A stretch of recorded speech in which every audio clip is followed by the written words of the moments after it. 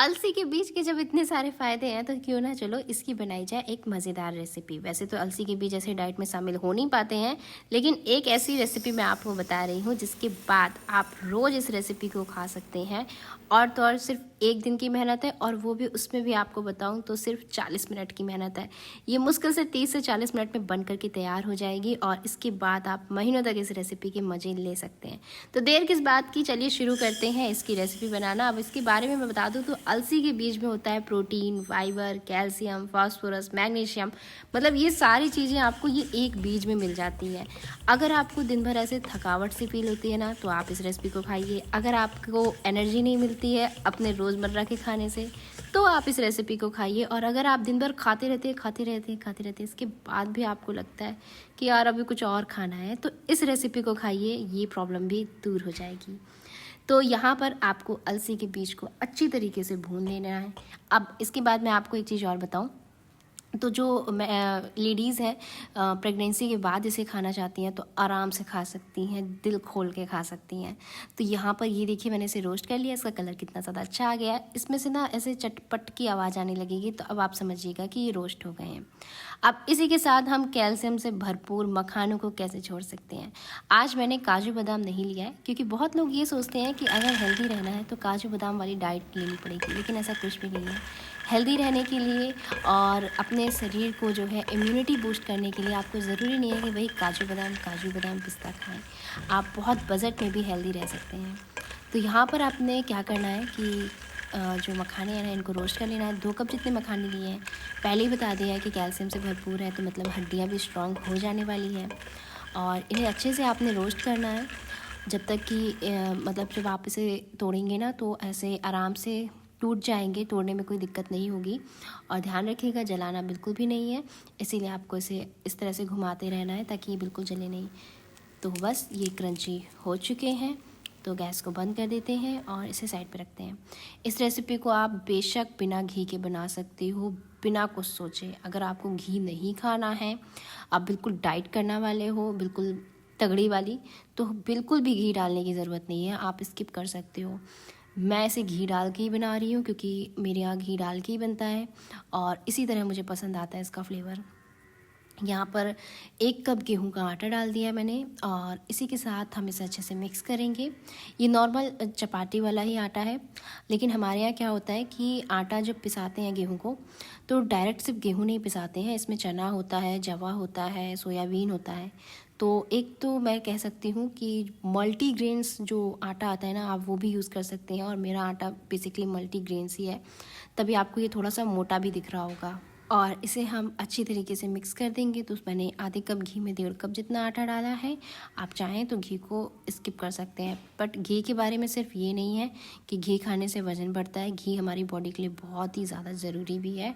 तो जैसे अगर आपकी हड्डियों से ऐसे चटपट की आवाज़ आती है उठते बैठते लेटते टाइम पे, तो आप घी को थोड़ा शामिल करें अपनी डाइट में, ये प्रॉब्लम से छुटकारा मिल जाएगा। और अब आपको लेना है ये कोकोनट, और इसे हम ग्रेट करके डालने वाले हैं।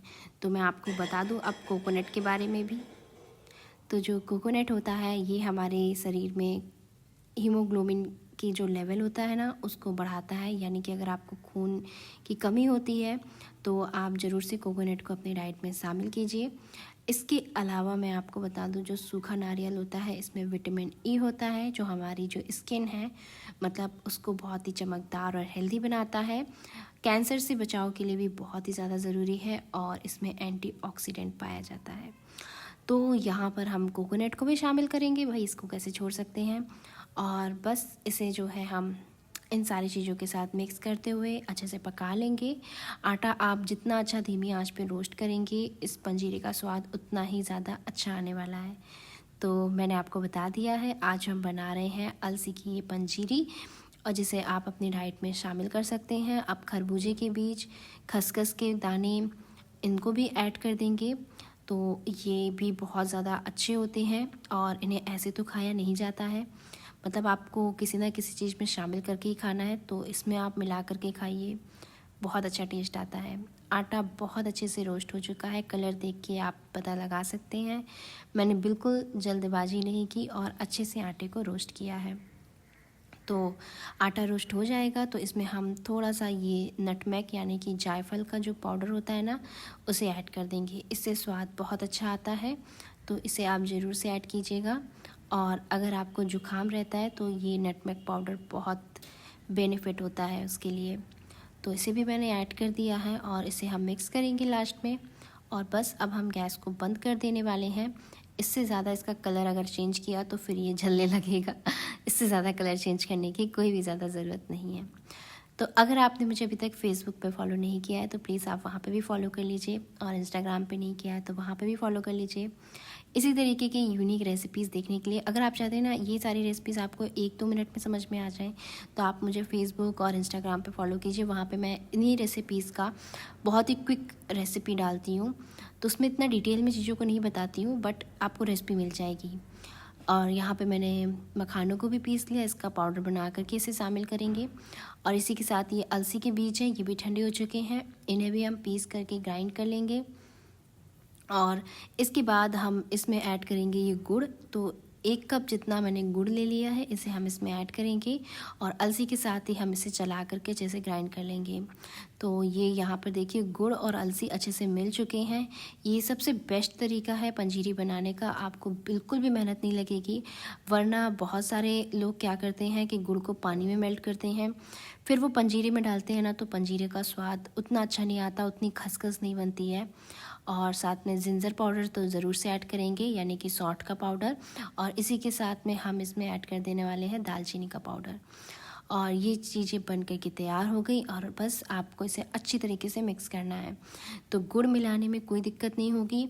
और अगर आप हमेशा पानी डाल के गुड़ मिलाते थे तो आप वो तरीका भूल जाइए, क्योंकि उससे एक तो स्टोर करने में बहुत दिक्कत आती है, आप बहुत लंबे समय तक स्टोर नहीं कर सकते।